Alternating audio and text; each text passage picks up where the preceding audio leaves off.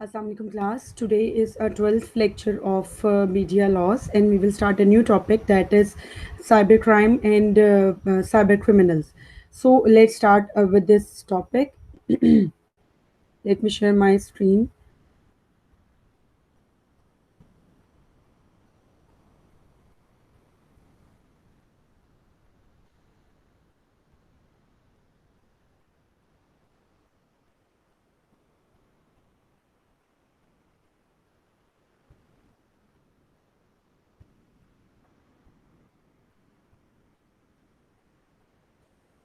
G. Cybercrime and criminals. This topic has been categorized into the different subtopics, like what is cybercrime, meaning, another important aspect, who are cyber criminals, what are cyber laws in the world, cyber laws in Pakistan, special institutions, and how to prevent cyber crimes. So one by one, I will explain all these topics to you. So let's start with the first topic, that is what is cybercrime. Cybercrimes are also called computer crimes, the use of a computer as an instrument to further illegal ends, such as committing fraud, trafficking in child pornography and intellectual property, stealing identities, or violating privacy. Cybercrimes, especially through the internet, has grown in importance as the computer has become central to commerce, entertainment, and government. जैसा कि आप लोगों के साथ पहले भी topic discuss किया है, पहले इस टॉपिक का फर्स्ट हाफ हमने डिस्कस किया था, अभी जो रिमेनिंग पोर्शन है हम आज वो डिस्कस कर रहे हैं इसके डिफरेंट एस्पेक्ट्स को स्टडी करते हुए।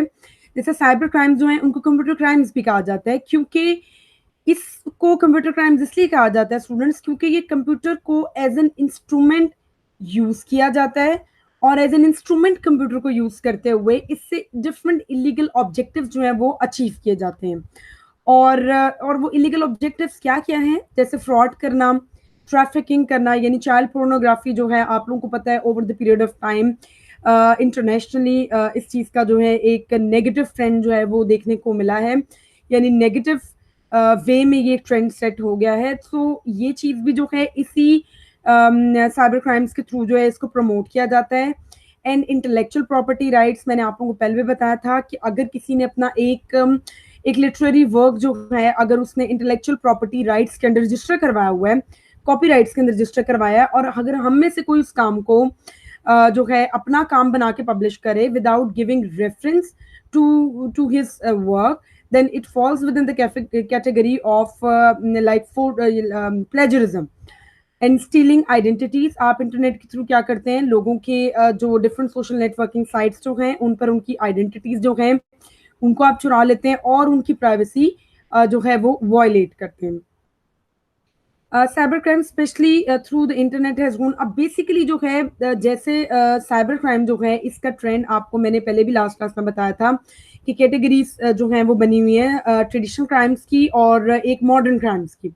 तो जो मॉडर्न क्राइम्स हैं उनमें ये साइबर क्राइम्स आते हैं, और पिछले कुछ सालों में अगर हम देखें तो इन साइबर क्राइम्स का ट्रेंड नहीं था, लेकिन अब जो है गुजरते वक्त के साथ जैसे ही कंप्यूटर जो है उसका इंट्रोडक्शन हुआ है टेक्नोलॉजी में, गवर्नमेंट में, कॉमर्स में, इन सब फील्ड्स में जैसे ही कंप्यूटर का जो है वो इन्वॉल्वमेंट हुई है, तो इन सब सेक्टर से रिलेटेड जो है वो stealing and violation of rights का जो है वो ट्रेंड स्टार्ट हो गया थ्रू कंप्यूटर्स।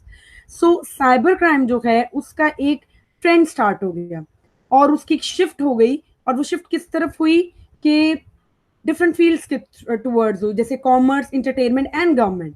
ये वो इंपॉर्टेंट सेक्टर्स हैं जिनमें साइबर क्राइम जो है वो तेजी से बढ़ता हुआ दिखाई देता है।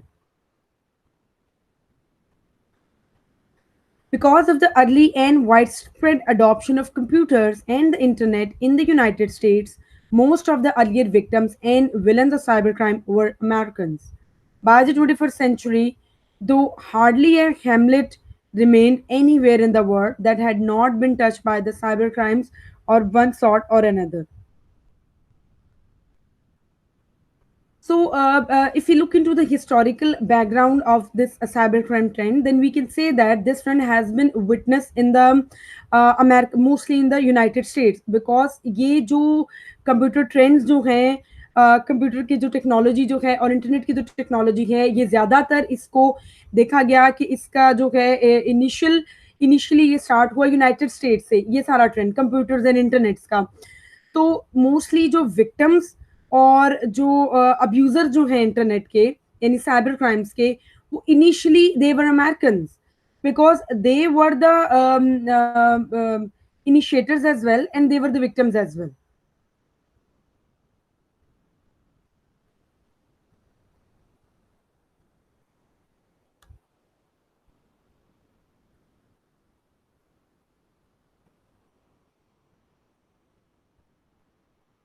Now we will study another topic, that is definition of cybercrime. New technologies create new criminal opportunities, but few new types of crime. What distinguishes cybercrime from traditional crime activity, criminal activity? Obviously, our difference is the use of the digital computers. But technology alone is insufficient for any distinction that might exist between different realms of criminal activity. अब basically अगर हम बात करते हैं cyber crime की, तो we can easily say that जो new technologies हैं उन्होंने न्यू क्रिमिनल अपॉर्चुनिटीज जो हैं वो क्रिएट की। जैसा कि ऑलरेडी क्राइम तो दुनिया में हो रहा था, लेकिन जब एक नई टेक्नोलॉजी जो है उसका ट्रेंड आया, तो जब लोग फेमिलियर हुए उस टेक्नोलॉजी से, लोगों ने उस टेक्नोलॉजी को समझा और उस टेक्नोलॉजी के बाद और वेज ढूंढे कि किस तरीके से उस चीज का अब्यूज भी हो सकता है। क्योंकि जहां एक टेक्नोलॉजी का यूज होता है, मैंने आपको पहले भी बताया था स्टूडेंट्स, जहां एक चीज का फायदा हो रहा होता है, eight the same time chances होते हैं कि उस चीज का अब्यूज भी हो रहा हो। ठीक है, हर चीज के एडवांटेजेस एंड डिसएडवांटेजेस साथ साथ चलते हैं। इसी तरीके से जब हम साइबर क्राइम की बात करते हैं, तो साइबर क्राइम जो है, जैसे न्यू टेक्नोलॉजीज आई और न्यू टेक्नोलॉजीज ने क्रिमिनल अपॉर्चुनिटीज जो थी वो बढ़ा दी क्रिमिनल्स के लिए। सो क्वेश्चन अराइज होता है कि क्या चीज साइबर क्राइम को ट्रेडिशनल क्रिमिनल एक्टिविटी से वेरी करती हैं, डिफ्रेंशिएट करती हैं दोनों में। तो एक बेसिक डिफरेंस जो है वो है डिजिटल कंप्यूटर्स। ठीक है, जैसे मैंने आप लोगों को पहले भी बताया था कि ट्रेडिशनल क्राइम्स जो हैं उनमें एक विक्टिम और ऑफेंडर का एक बहुत क्लोज कांटेक्ट होता है। अगर हम एक थेफ्ट की बात करें, एक स्ट्रीट क्राइम की बात करें, तो स्ट्रीट क्राइम में हम ये कह सकते हैं कि अगर दो लोग जा रहे हैं सड़क पे, ठीक है, एक लड़का जा रहा है बाइक पे, जा रहा है किसी अंधेरी एक ऐसी गली में से जिसका गुजर हो रहा है जहां पर ज्यादा लोग नहीं है उस टाइम। वो एक पर्सन गुजर रहा है, उसके पीछे दो लोग जो है एक बाइक पर आते हैं और पिस्टल, उसके रिवॉल्वर उसके सर पे रखकर उससे जो मोबाइल स्नैचिंग कर लेते हैं, मोबाइल उससे ले लेते हैं। अब यहाँ पे हम देखते हैं कि उन दोनों का, ऑफेंडर और क्रिमिनल का, बहुत क्लोज कांटेक्ट हुआ, और जो उनका जो मकसद था, एम था उसका मोबाइल स्नैच करना, वो उन्होंने कर लिया। हो सकता है हाथापाई हुई हो या जो भी इस तरह का कुछ हो सकता है। सो यहाँ पर एक क्लोज कांटेक्ट होता है ऑफेंडर और विक्टिम के बीच में। But on the other hand, जब हम बात करते हैं साइबर क्राइम की, साइबर क्राइम में ऐसा कुछ नहीं होता। There is no close contact और physical contact between the offender and the victim. Cyber crime जो है वो डिफ्रेंशिएट करते होते हैं ट्रेडिशनल क्राइम से, एक बहुत ही वाजिया फर्क से, कि फिजिकल कांटेक्ट के चांसेस बहुत कम है, इनफैक्ट नहीं होता। क्योंकि साइबर क्राइम जो है आप दुनिया में कहीं भी बैठे बैठे कमिट कर सकते हैं, उसके लिए you just need a computer and internet. So ये बेसिक डिफरेंस है कि नई टेक्नोलॉजी का इस्तेमाल करते हुए दुनिया के किसी भी कोने में बैठे हुए आप किसी भी तरह का जो एक खतरनाक क्राइम जो है, जिससे किसी को फाइनेंशियल नुकसान पहुंच सकता है, किसी की प्राइवेसी इंट्रूड हो सकती है, आप इजीली बैठकर इस तरह का क्राइम कमिट कर सकते हैं।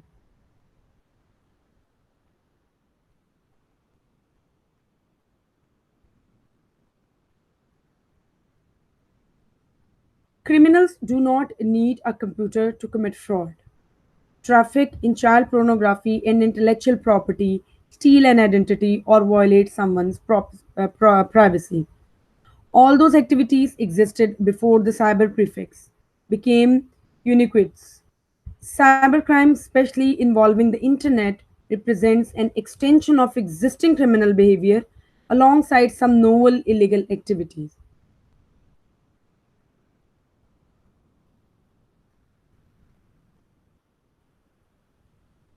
जब हम बात करते हैं ये साइबर क्राइम्स और क्रिमिनल्स की, हम ये बात करते हैं कि साइबर क्रिमिनल्स जो हैं, आम अगर हम हालात में बात करते हैं तो ये कुछ एग्जांपल्स जो हमने इधर डिस्कस की कि फ्रॉड कमिट करना या ट्रैफिकिंग, जिसको हम बोलते हैं चाइल्ड ट्रैफिकिंग यानी चाइल्ड पोर्नोग्राफी जो है, उसकी अगर हम बात करें तो इसमें ज़रूरी नहीं है कि हम जो है हमें कंप्यूटर्स जो है इनकी ज़रूरत है। यहाँ पर साइबर क्राइम और ट्रेडिशनल क्राइम जो है, यहाँ पर ये इंटरसेक्ट भी करते हैं, क्योंकि एक ओवरलैपिंग फिनोमेना यहाँ पर है, क्योंकि चाइल्ड पोर्नोग्राफी यानी ट्रैफिकिंग जो है, बच्चों के जो एक है स्मगलिंग, अगर हम बात करें ट्रैफिकिंग बात करें और फ्रॉड कमिट करने की बात करें, तो ये वो चीज़ें हैं जो जो ट्रेडिशनल क्राइम्स की कैटेगरी में भी आती हैं। लेकिन इसको एक एक बड़े पैमाने पे जो है कमिट करना, बड़े लेवल पे कमिट करना जब हम बात करते हैं, जैसे मैंने आप लोगों को बताया था कि एटीएम्स का स्कैम आया था, ठीक है, पाकिस्तान में एटीएम मशीन्स के साथ एटीएम कार्ड्स के थ्रू जो है लोगों के अकाउंट से पैसे जो थे वो डिडक्ट होना शुरू हो गए। अब यहाँ पर कोई फिजिकल जो है वो चोरी नहीं होनी जाके, ठीक है, आपको you just need computers and internet to to create this whole scam. आपको ये पूरा का पूरा जो है फ्रॉड कमिट करने के लिए, या ये ट्रैफिक इन चाइल्ड पोर्नोग्राफी की अगर हम बात करें, या हम बात करें इंटेलेक्चुअल प्रॉपर्टी राइट्स की, इसमें ज़रूरी नहीं है कि आपका फिजिकल कॉन्टैक्ट हो।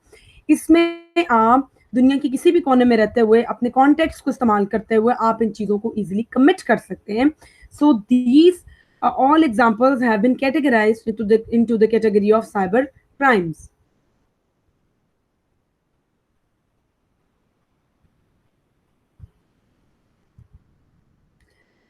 अब another question that comes in our mind is that कि ये जो फिनोमेना है, ये जो एग्जांपल्स अभी हमने डिस्कस किए हैं, क्या ये पहले भी दुनिया में कमिट हो रही थी या सिर्फ और सिर्फ इंटरनेट और कंप्यूटर का यूज करने के बाद ये चीजें जो है स्टार्ट हुई? तो द आंसर इज नो। ये तमाम की तमाम जो चीजें थी ये ऑलरेडी दुनिया में एग्जिस्ट कर रही थी, अपने अपने लेवल पर, स्टेट लेवल पर ये चीजें प्रैक्टिस हो रही थी ऑलरेडी। लेकिन कंप्यूटर्स और इंटरनेट के इंट्रोडक्शन के बाद ये चीजें एक वी कैन से दैट एक बड़े लेवल पे एक्सपैंड कर दी, इनको बड़ा ही एक सिस्टमैटिक वे में और एक्सटेंडेड वे में जो है इन चीज़ों को ऑपरेट करना शुरू कर दिया। ट्रांस बाउंड्री जो थी, इस ये जो क्राइम्स जो थे ये होना शुरू हो गए। पहले हो सकता है कि ये छोटे लेवल पे होते हैं, एक से दो स्टेट में, अब ये चीज़ें ग्लोबली जो है, ग्लोबल विलेज जिसका हम एक कॉन्सेप्ट की बात करते हैं कि दुनिया कनेक्टेड है इंटरनेट के थ्रू एंड कंप्यूटर्स के थ्रू। सो यहाँ पर जो है सेम जो है वो एक इशू जो है वो देखने को मिला कि after the introduction of internet and computers, we can see that all these phenomena have been extended on a larger level.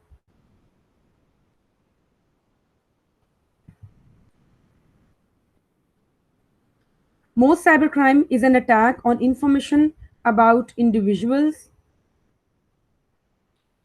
corporations, or governments. Although the attacks do not take place on a physical body, they do not take place on the personal or corporate virtual body, which is the set of information attributes that define people and institutions on the internet. अब अब ये देखा जाता है कि इसका trend ज्यादा, दूसरा क्वेश्चन ये आता है हमारे जहन में कि इसका ट्रेंड ज्यादा किसकी तरफ है। ज्यादातर जो साइबर क्राइम के अटैक जो होते हैं वो ज्यादातर होते हैं इंडिविजुअल्स की इंफॉर्मेशंस, कॉरपोरेशंस की इंफॉर्मेशंस एंड गवर्नमेंट के कुछ इंपॉर्टेंट सेक्टर्स जो हैं, ज्यादातर वो सेक्टर्स जो कि फाइनेंशियल इंस्टीट्यूशंस हैं, फाइनेंशियली जो है रिकॉर्ड जो है वो चीज़ों का रखते हैं, गवर्नमेंट के फाइनेंशियल रिकॉर्ड रखते हैं। ज्यादातर ये देखा गया कि जो साइबर क्रिमिनल्स हैं they usually attack on the personal information of the individuals, corporate sector and the financial institutions of the government. More over attack जो है उसके लिए, ये जो अटैक्स होते हैं उसके लिए ज़रूरी नहीं है कि आप किसी फिजिकल बॉडी जो है उस पर अटैक करें। As I already told you that this is basically a basic difference between the cyber crime and the traditional crime, that there is no we cannot see any physical attack on somebody as far as the cyber crimes are concerned.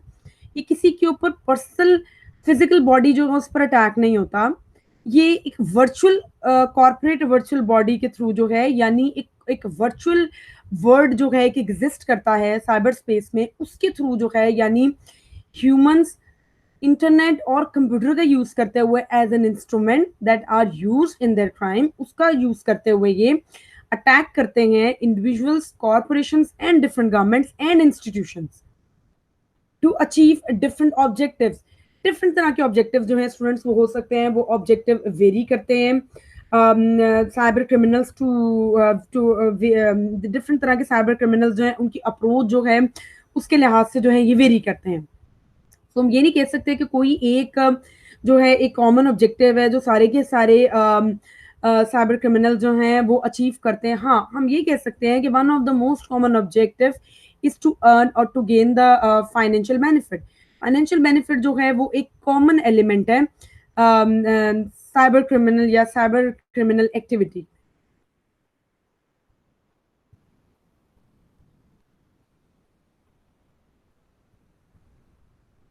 In other words, in the digital age, our virtual identities are essential elements of everyday life. We are a bundle of numbers and identities in multiple computer databases owned by governments and corporations.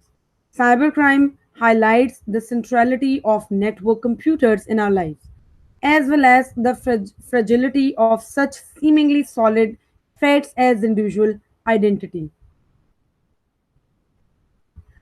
दूसरे अल्फाज में अगर हम बात करें तो ये जो एक जो डिजिटल एज जो है यानी जो वर्चुअल आइडेंटिटीज जो हैं आज के ज़माने में हम इनके बगैर सर्वाइव नहीं कर सकते बिकॉज अब क्योंकि अब जो है एक मॉडर्नाइजेशन का पीरियड है, हमें सबको जो है सोशल नेटवर्किंग साइट या इंटरनेट जो है उसका सहारा लेना पड़ता है अपने डे टू डे मैटर्स को, अपने प्रोफेशनल लाइफ को जो है वो कैरी ऑन करने के लिए, अपने तमाम मामला जो हैं प्रोफेशनल लाइफ से जो जुड़े हैं उनको एग्जीक्यूट करने में।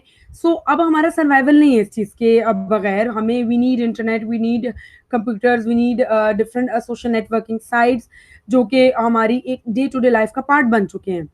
और वहीं से जो बेसिकली जो है एक हम ये कह सकते हैं कि ये जो चीज़ है हमारी लाइफ का एक सेंट्रल पार्ट बन चुकी है सारी चीज़, computers, networks, networking, social networking sites और भी डिफरेंट तरह की टाइप्स जो हैं या ई कॉमर्स जिसको हम कह सकते हैं, ये हमारी लाइफ का बहुत इंपॉर्टेंट हिस्सा बन चुके हैं। और at the same time we are at a higher risk क्योंकि हमारी तमाम इंफॉर्मेशन जो होती हैं वो इंटरनेट पे होती हैं और इंटरनेट के थ्रू हमारी आइडेंटिटीज, हमारी इंफॉर्मेशन, हमारे बैंक अकाउंट जो हैं ये चीज़ें जो हैं they are at a very high threat क्योंकि ये इजीली जो चीज़ें हैं जो हैकर जो हैं वो उसको जो है हमारी आइडेंटिटीज को, हमारे बैंक अकाउंट्स को, हमारे इस तरह की जो पर्सनल इंफॉर्मेशन जो है उनको इजीली इंक्लूड कर सकते हैं by using the internet and computers as the instrument to commit the cyber crimes.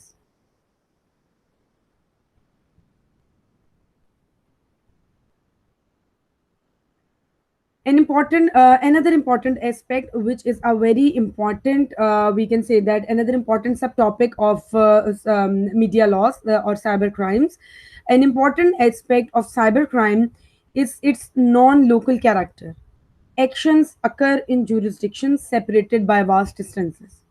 This poses severe problems for law enforcement since previously local or even national crimes now require international cooperation.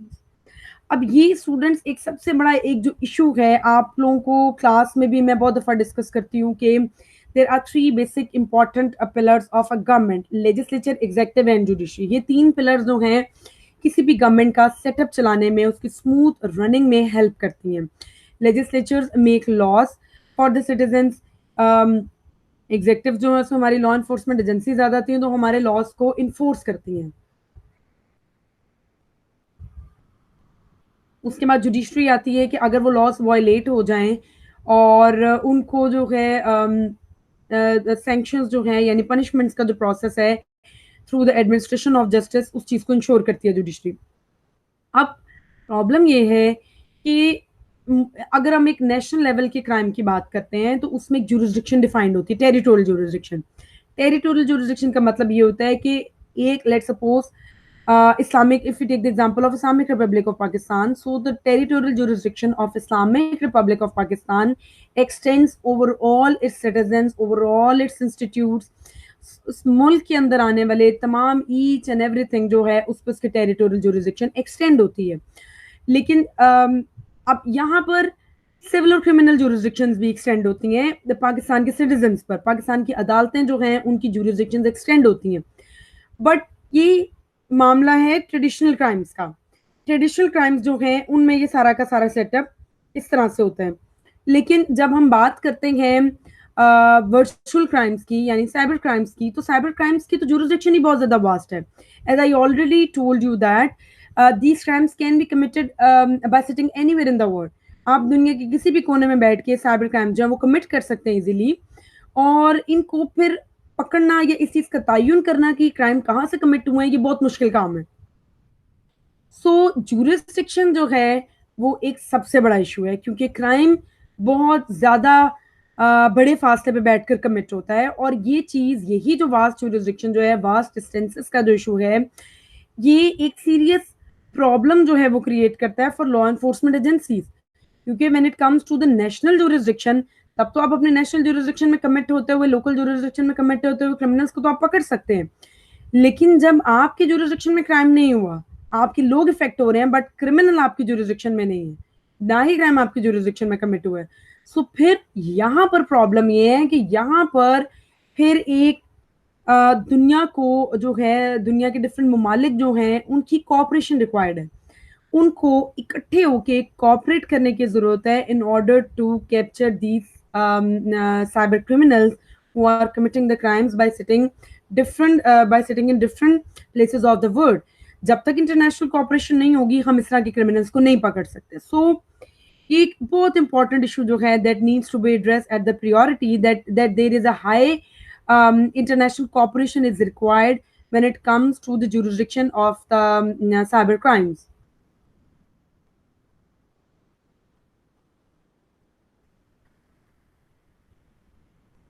For example, if a person accesses child pornography located on a computer in a country that does not ban child pornography, is that individual committing a crime in a nation where such materials are illegal?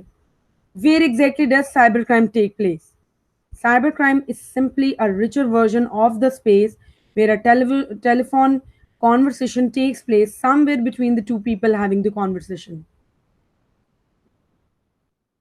अब example जो है वो ये discuss की गई है कि अगर एक पर्सन किसी एक ऐसे मुल्क में बैठकर चाइल्ड पोर्नोग्राफी जो है उसको एक्सेस करता है, सो क्या वो क्राइम कमिट कर रहा है इस तरह की चाइल्ड पोर्नोग्राफी को एक्सेस करते हुए?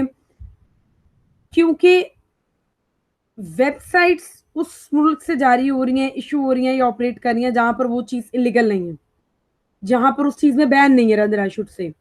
बट वो उस चाइल्ड पोर्नोग्राफी को देख उस मुल्क में बैठ के रहा है जहां पर वो जो है एक्चुअली में बैन है वो साइट्स। अब क्वेश्चन ये राइज होता है कि whether he is responsible for violating those reasonable bans which are imposed by his state.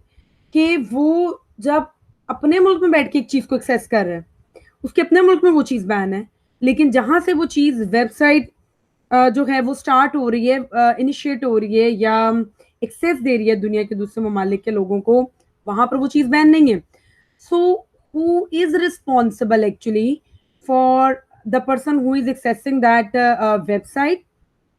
या वो पर्सन जहां से, या वो नेटवर्क जो इन तमाम की तमाम जो है वेबसाइट्स को ऑपरेट कर रहे हैं? तो ये चीजें लैक करती हैं यहाँ पर, क्योंकि जुरिस्डिक्शंस बहुत वास्ट हैं। क्राइम्स की जो कमीशन जो है वो किसी और मुल्क में हो रही है, और क्राइम की प्रेपरेशन जो है लोगों के लिए वो डिफरेंट मुल्क में हो रही है। फिर दूसरा क्वेश्चन राइज होता है कि एग्जैक्टली इस केस में साइबर क्राइम कहां पे कमिट हो रहा है, कौन सी स्टेट जो है वो इन्वॉल्व होगी इस केस में? अब एक जो है एक सिंपल सा एक आंसर ये है कि साइबर क्राइम जो है एक एक बहुत बड़ा कॉन्सेप्ट है, जहां पर दो लोगों के बीच में टेलीफोनिक राब्ता होता है, और वो दो लोग आपस में एक दूसरे के साथ उस टेलीफोनिक राब्ते के थ्रू बहुत बड़े बड़े क्राइम्स कमिट करने की प्लानिंग करते हैं, और फिर वो उन प्लानिंग्स को एग्जीक्यूट करते हैं कंप्यूटर्स और इंटरनेट का सहारा लेते हुए। एंड नोबडी नोज किस तरीके से ये चीज़ को कमिट कर रहे हैं और किस तरीके से इस लोगों की प्राइवेसी को इंट्रूड कर रहे हैं और किस तरीके से लोगों को ये इमोरल कंटेंट जो है वो प्रोवाइड कर रहे हैं।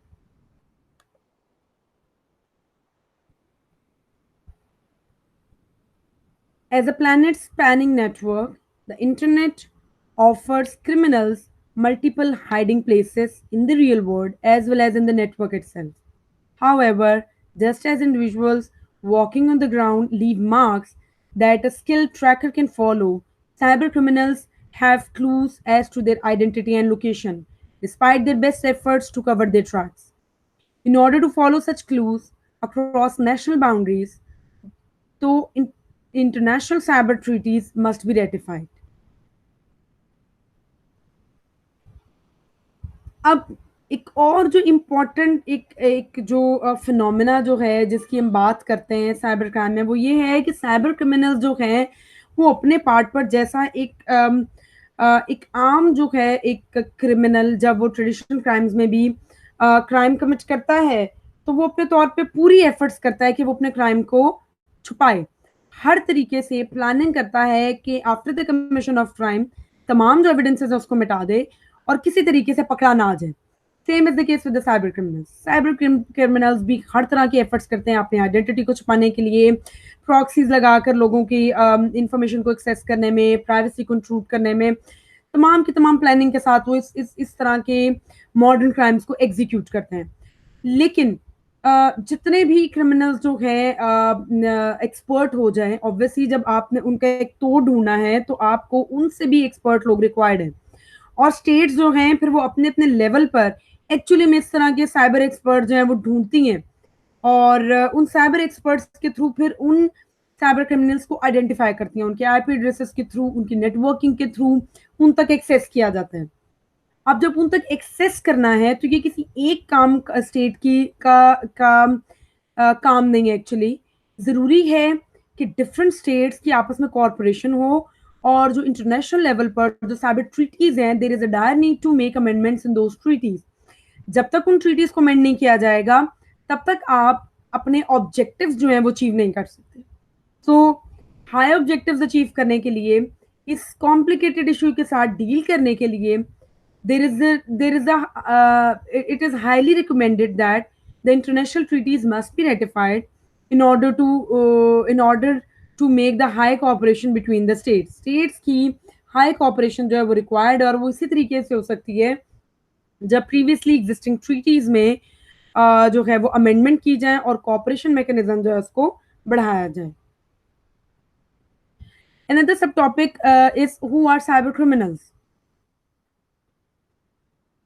Cyber criminals are individuals or teams of people who use technology to commit malicious activities on digital systems or networks with the intention of stealing sensitive company information or personal data and generating profits. Another important question, other I should say, that comes in our mind when we study the cybercrime content is that who are the cyber criminals actually? कौन है वो लोग जो cyber crime जो है इतना expertly जो है वो commit करते हैं?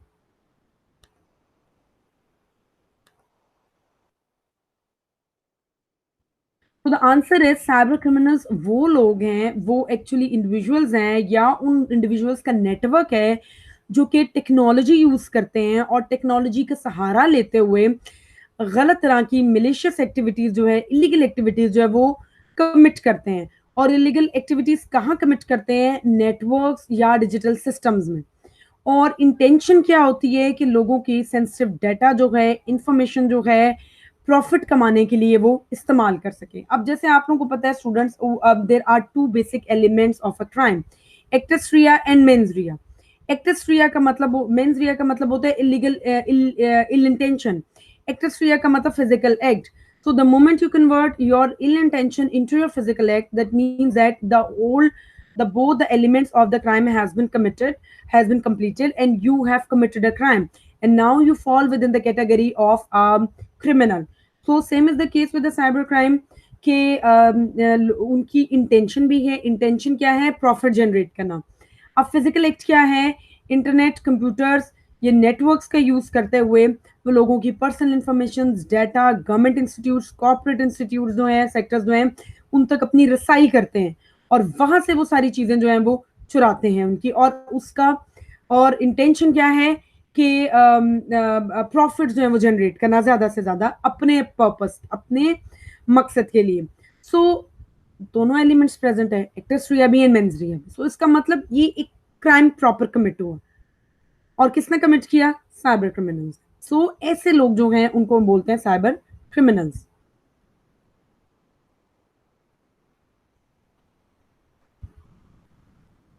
Cyber criminals are known to access the cyber criminal underground markets found in the deep web to trade malicious goods and services such as hacking tools and stolen data. Cyber criminal underground markets are known to specialize in certain products and services. अब basically इनका मकसद सिर्फ और सिर्फ information ही collect करना नहीं है, information का ही गलत यूज करना नहीं है, बल्कि ये मेलिशियस ट्रेड जो है वो भी करते हैं। यानी एक तो है कि स्टेट की तरफ से ऑथराइज जो हैं गुड्स एंड सर्विसेज जो हैं जिनकी ट्रेड्स की इजाज़त है, लेकिन आप इस तरह के किसी भी ऑब्जेक्ट की ट्रेड नहीं कर सकते जो कि इलीगल की कैटेगरी में फॉल करता है। And sometimes in cyber criminals जो हैं इनकी इंटेंशन होती है कि इस तरह के क्रिमिनल्स की जो है वो ट्रेड जो है वो इस तरह की गुड्स और सर्विसेज की मिलिशियस ट्रेड कमिट करना, यानी तजारत जो है उस तरह के ऑब्जेक्ट्स की करना जो कि स्टेट की तरफ से मना है। और वो बहुत सारे जो हैं वो ऑब्जेक्ट्स हो सकते हैं जिससे जो है स्टेट में गलत एक्टिविटीज हो सकती हैं, इंतशार फैल सकता है, यूथ टारगेट हो सकती है। सो ये तमाम जो है इस तरह के ऑब्जेक्ट्स की ट्रेड जो है वो भी इनफैक्ट साइबर क्रिमिनल्स के थ्रू कमिट होती है, जिसका स्टेट में मना किया गया है।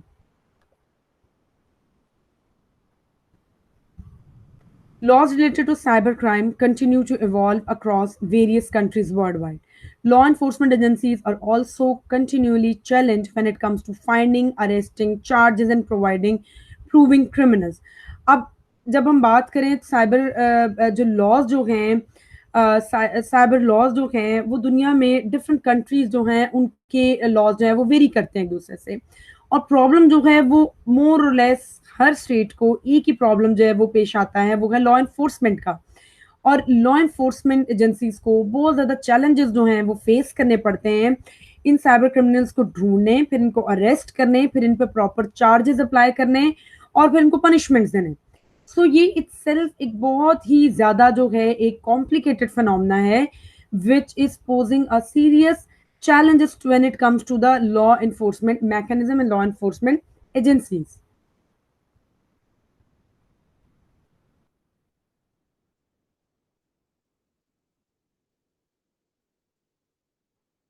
Hacking does not necessarily count as a cybercrime, such as not all hackers are criminals.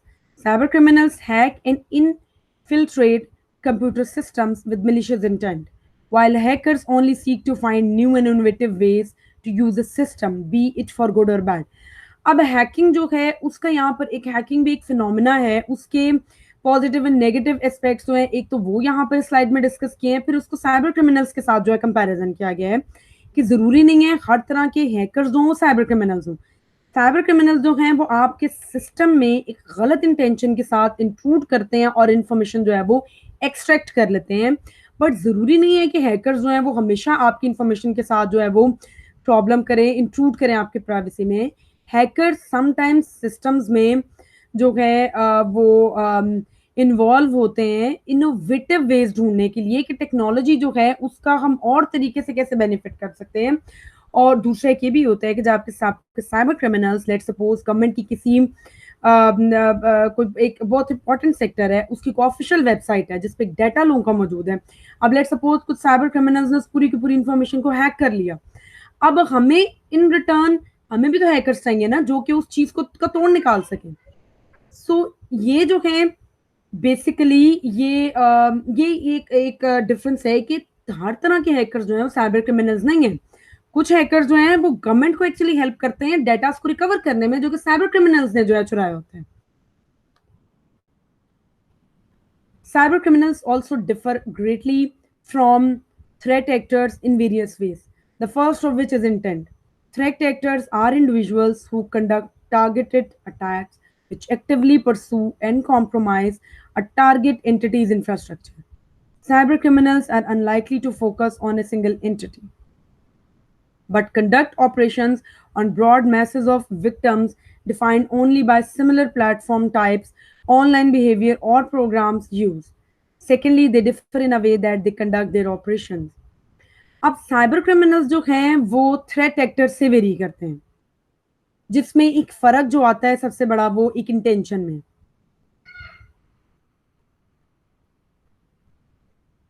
अब साइबर क्रिमिनल्स और थ्रेट एक्टर्स जो हैं उनमें सबसे बड़ा एक डिफरेंस ये है कि थ्रेट एक्टर्स जो होते हैं उनका बेसिकली थ्रेट एक्टर्स जो हैं उनका एक और काम जो है वो एक ये है कि there might be a possibility कि वो एक बहुत गलत इंटेंशन के साथ गवर्नमेंट्स को जो है वो अटैक कर रहे हो, गवर्नमेंट के पूरे सिस्टम्स पर अटैक कर रहे हो।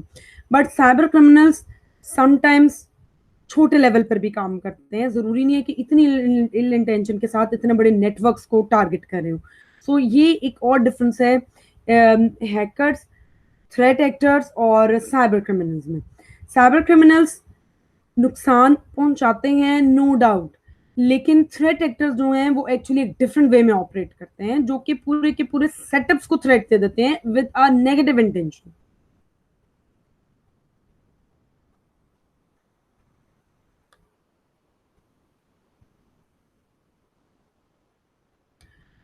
Threat actors follow a six-step process, which includes researching target and moving literally inside a network. Cyber criminals, on the other hand, are likely to follow defined steps to get what they want from their victim. अब threat actors जो हैं वो basically 6 steps जो हैं वो follow करते हैं, 6 उनके डिफरेंट तरह के स्टेप्स हैं जो कि रिसर्च करता है। सबसे पहले उनका काम होता है कि अपने प्रॉपर टारगेट पे वो प्रॉपर होमवर्क करते हैं, रिसर्च करते हैं, फिर इंटेंशनली उस टारगेट के टूवर्ड्स मूव करते हैं और उसके नेटवर्क को अप्रोच करते हैं। उसके बाद उसके नेटवर्क पे एक बहुत सीरियस थ्रेट जो है वो पोस्ट करते हैं और बहुत हाई लेवल का नुकसान पहुंचा देते हैं। दूसरी तरफ साइबर क्रिमिनल्स की अगर हम बात करें तो वो सिंपल से कुछ स्टेप्स हैं जो वो फॉलो करते हैं, और वो ये है कि उनका सिर्फ पर्पस मोस्टली होता है कि फाइनेंशियल गेन्स जो हैं या लोगों की पर्सनल इंफॉर्मेशन जो है उसको इंट्रूड करना। Cyber laws in the world. अब दुनिया में अगर हम डिफरेंट साइबर लॉज का अगर एक हम बात करें तो ये स्लाइड जो है ये एक ओवरव्यू देती है हमें दुनिया में जो एग्जिस्टिंग साइबर लॉज हैं उनकी। आयरलैंड की हम बात करें तो आयरलैंड का एक अपना सेटअप एग्जिस्ट करता है in the form of electronic commerce act. UK, US, Australia, New Zealand and Singapore अपना एक उनका एक्ट है इलेक्ट्रॉनिक ट्रांजेक्शन एक्ट। हांगकांग की अगर हम बात करें तो उनका एक अपना ऑर्डिनेंस एग्जिस्ट करता है इलेक्ट्रॉनिक ट्रांजेक्शन ऑर्डिनेंस। फिर इंडिया की बात करें तो इंडिया का अपना एक इंफॉर्मेशन टेक्नोलॉजी एक्ट एग्जिस्ट करता है जो सारे साइबर इश्यूज के साथ डील करता है। बांग्लादेश में एक एक इंफॉर्मेशन कम्युनिकेशन टेक्नोलॉजी एक्ट जो है वो एक ड्राफ्टेड एक्ट जो है उनका एग्जिस्ट करता है जो कि इस इश्यूज के साथ डील करता है। Let's move towards the cyber laws in Pakistan. Beside an extensive legal framework on technical aspects, there are important acts on the field respecting. First is Electronic Transitions Ordinance 2002, then the Payment Systems and Electronic Fund Transfer Act 2007, Pakistan Telecommunications Reorganization Act of 1996. Pakistan के जब students हम बात करते हैं तो पाकिस्तान का legal framework जो है वो 3 बेसिक एक्ट्स जो हैं उन पर डील करता है, उनके साथ डील करता है। पहले हमारा एक इलेक्ट्रॉनिक ट्रांजैक्शन ऑर्डिनेंस है 2002 का जो उस दिन भी हमने डिस्कस किया था, ईटीओ जिसको हम बोलते हैं। फिर payment systems and electronic fund transfer act है 2007 का। लास्टली पाकिस्तान का एक अपना टेक्नोलॉजिकल टेलीकम्युनिकेशंस का एक्ट है जो कि 1996 में आया, जो कि ऑलरेडी ईटीओ से पहले एक एक्ट एग्जिस्ट करता था जो कि इन सब चीजों के साथ समहाउ डील कर रहा था। Then another subtopic is special institutions. Currently, the National Response Center for Cybercrime has been established within the Federal Investigation Agency to monitor, track, and prosecute cyber crimes and crimes committed using electronic means. The draft cybercrime law envisage establishing a special investigation agency under Section 16 and restricting the trial of such cases to the courts of sessions and higher courts where the presiding judge has successfully completed training with respect to the cyber crime law. Section 37। अब यहाँ पर अगर हम बात करें तो special institute जो हैं जो साइबर क्राइम्स के साथ डील कर रहे हैं वो basically NRC national response crime cyber crime जो है वो एक एग्जिस्ट करता है जिसको NRC3 भी कहते हैं, national response centre for cyber crimes, जो कि स्टैब्लिश किया गया FIA के अंडर स्टैब्लिश किया गया, जो कि तमाम साइबर क्राइम्स और साइबर क्रिमिनल्स की जो एक्टिविटीज जो हैं उनको मॉनिटर करता है। और ये कहाँ पर मॉनिटर करता है? जितना भी इलेक्ट्रॉनिक मीन्स हैं, यानी हमारी सोशल नेटवर्किंग साइट्स होगी, इंटरनेट हो गए, नेटवर्क्स हो गए, इन सब पर होने वाले जो क्राइम्स जो हैं बाय यूजिंग द इंटरनेट, उन सबको ये NRC3 जो है उनको एक देखता है और इंफॉर्मेशन जो है वो कलेक्ट करता है about the cyber crimes and cyber criminals. ये जो एक्ट है ये जो साइबर क्राइम लॉ जो है ये एक, जब हम जुरिसडिक्शन की बात करते हैं तो ये ट्रायल जो है इस तरह के साइबर क्रिमिनल्स का वो रिस्ट्रिक्ट करता है सिर्फ कोर्ट्स ऑफ सेशंस और हायर कोर्ट्स तक, जहां पर वो जजेस इन केसेस को ट्राई करेंगे जिन्होंने साइबर क्राइम लॉ के अंदर अपनी ट्रेनिंग जो है वो कंप्लीट की होगी, क्योंकि उनको इस सेंसिटिव इश्यूज के साथ they should know how to deal with this sensitive issue. इस सेंसिटिव इश्यूज के साथ डील करने के लिए जरूरी है कि वो जजेस जो हैं they should be competent enough to understand the issues of the cyber crimes and cyber criminals. The telecommunication companies activities are regulated by the Pakistan Telecommunication Authority. अब जो टेलीकॉम कम्युनिटीज कंपनीज जो हैं जितनी, उनकी तमाम एक्टिविटीज जो हैं उन पे एक चेक रखा जाता है पाकिस्तान टेलीकम्युनिकेशन अथॉरिटी के through. Another question that comes in our mind is that how to prevent cyber crime. Keeping a software and operating system up to the date ensures that you benefit from the latest security patches to protect your computer. Using antiviruses or a comprehensive internet security solution like Kaspersky Total Security is a smart way to protect your from attacks. Antivirus softwares allow you to scan, detect, and remove threats before they become a problem.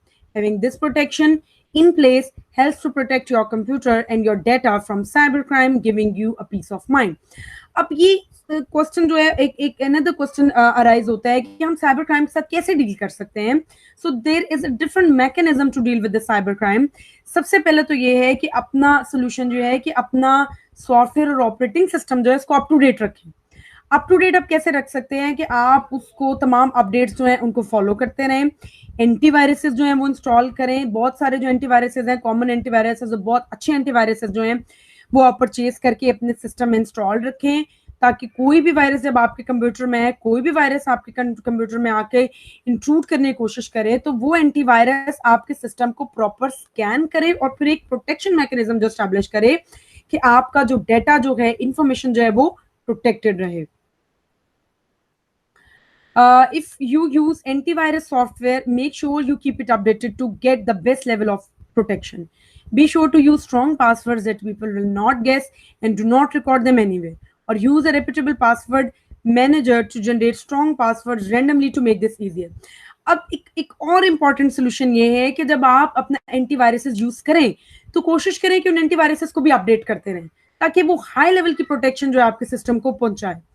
दूसरा, जब आप social networking sites use करें तो make sure कि आप strong passwords रखें। Easy and accessible passwords जो हैं या ऑब्वियस टाइप के जो पासवर्ड्स हैं उनको ना रखें, बल्कि मुश्किल जो पासवर्ड्स हैं यानी स्ट्रॉन्ग पासवर्ड्स जो हैं वो रखें जो कि इजीली लोग उसको एक्सेस ना कर सकें। A classic way that computers get infected by malware attacks and other forms of cyber crimes is via email attachments and spam emails. Never open an attachment from a sender you do not know. Another way people become victims of the cyber crime is by clicking on the links in spam emails or other messages or unfamiliar websites. Avoid doing this to stay safe online. अब एक और important जो एक issue है वो ये है students कि जब आप एक और इम्पॉर्टेंट वे सोल्यूशन है जिससे आप बच सकते हैं इस तरह के साइबर क्राइम्स की या साइबर क्रिमिनल्स की एक्टिविटी से, कि हमारे ईमेल्स में एक स्पैम ईमेल का फोल्डर एग्जिस्ट कर रहा होता है। जब आप उस स्पैम ईमेल को खोलें तो उसमें कुछ अटैचमेंट्स लोगों ने भेजी होती हैं और वो मोस्टली फाइनेंशियल स्कैम्स जो होते हैं उसका हिस्सा होती हैं। तो आप कोशिश करें उन ईमेल्स को ना खोलें, जो अटैचमेंट्स उनके अंदर है उसको ना खोलें। और जब आपको डिफरेंट अनफेमिलियर वेबसाइट जो हैं उनको अप्रोच ना करें। डिफरेंट मैसेजेस जो हैं उन लोगों से जब आपको आते हैं, आप कोशिश करें उन मैसेजेस का रिस्पॉन्ड ना करें, उनसे इंटरेक्ट ना करें, क्योंकि जब आप इंटरेक्ट करेंगे तो अल्टीमेटली आप उस चीज का हिस्सा बन जाएंगे, आपको पता नहीं चलेगा और वो आपकी प्राइवेसी को इंट्रूड कर देंगे, आपके साथ कोई ना कोई फाइनेंशियल जो है वो आपको लॉस पहुंचा देंगे। Never give out personal data over the phone or via email unless you are completely sure that the line or email is secure. Make certain that you are speaking to the person you think you are. If you get asked for the data from a company who has called you, hang up, call them back using the number on their official website to ensure you are speaking to them and not a cyber criminal. अब दूसरे एक ये है कि आप जो है students, एक और इम्पॉर्टेंट वे जैसे आप इन साइबर क्राइम्स जो हैं या साइबर क्रिमिनल्स जो हैं इनसे बच सकते हैं कि अगर ये आपको पर्सनल डाटा जो है ईमेल्स के थ्रू मांगे तो आप जब तक आप नहीं जानते हैं कि ये ईमेल्स किसी एक रिप्यूटेड कंपनी की ईमेल नहीं है, ऑफिशियल ईमेल नहीं है, आप उनको रिस्पॉन्ड ना करें। या अगर कोई रिप्यूटेड कंपनी जो है आप उसका कोई एक रिप्रेजेंटेटिव बात कर रहा है तो मेक श्योर कि ये उनके ऑफिशियल नंबर से कॉल है। किसी अननोन नंबर की कॉलर की कॉल पर आप अपनी पर्सनल इंफॉर्मेशन ना दें। मेक श्योर कि ये जो कॉलर है उस